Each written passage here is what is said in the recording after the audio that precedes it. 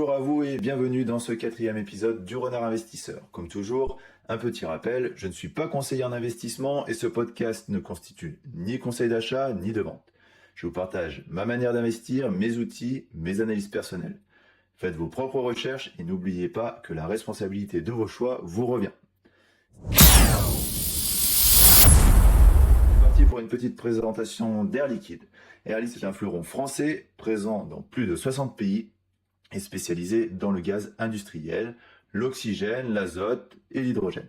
On retrouve dans la santé, l'énergie, l'électronique ou encore la chimie. C'est une offre qui travaille dans l'ombre, mais qui est absolument essentielle dans de nombreux secteurs.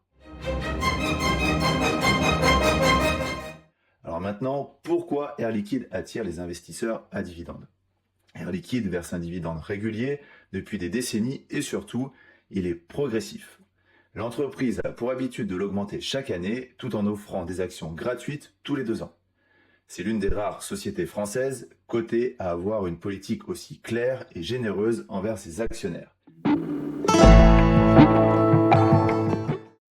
Et c'est parti pour un petit exemple sur 10 ans avec Air Liquide. Pour mieux comprendre pourquoi Air Liquide est une valeur intéressante à dividende, prenons un exemple concret. Imaginons qu'en mars 2014, vous achetiez 10 actions au prix de 67 € l'action, soit un investissement initial de 670 €. Chaque année, vous percevez un dividende d'environ 2,75 € par action que vous réinvestissez pour acheter de nouvelles actions.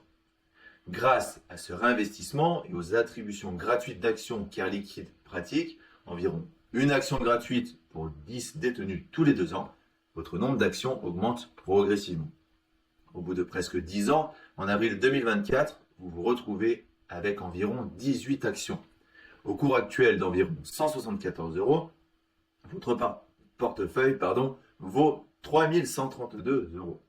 Cela représente un gain net de 2462 €, soit une multiplication par près de 4,7 fois votre capital initial.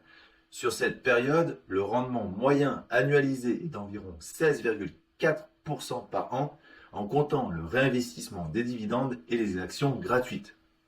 Bien sûr, tout ceci est dans le cadre d'un PEA, ce qui signifie que vous ne payez pas de fiscalité sur les dividendes tant que vous ne sortez pas l'argent. Cet exemple illustre très bien la puissance des dividendes réinvestis combinée à la croissance du cours sur le long terme. Pourquoi Air Liquide reste solide aujourd'hui ? Même après cette belle progression, certains indicateurs me montrent qu'Air Liquide reste pertinente pour une stratégie long terme.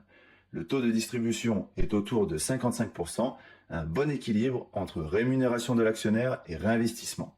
Un PER autour de 28 qui est plutôt élevé, mais justifié par la stabilité et la régularité des résultats. Une croissance du chiffre d'affaires continue, une entreprise engagée dans l'hydrogène et la transition énergétique.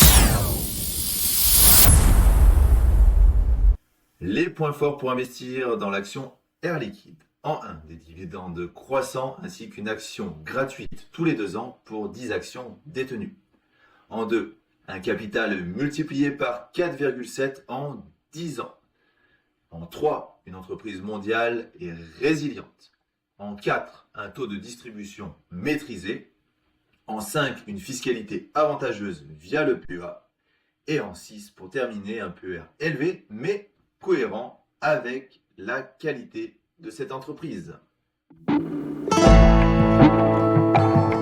Dans le prochain épisode, je vous parlerai de Vicat, une entreprise française du secteur des matériaux, moins connue qu'Air Liquide, mais avec un historique de dividendes très solide et un bon rendement actuel. Alors, pensez à vous abonner, activez la cloche et on se retrouve très vite dans le prochain épisode du Renard Investisseur.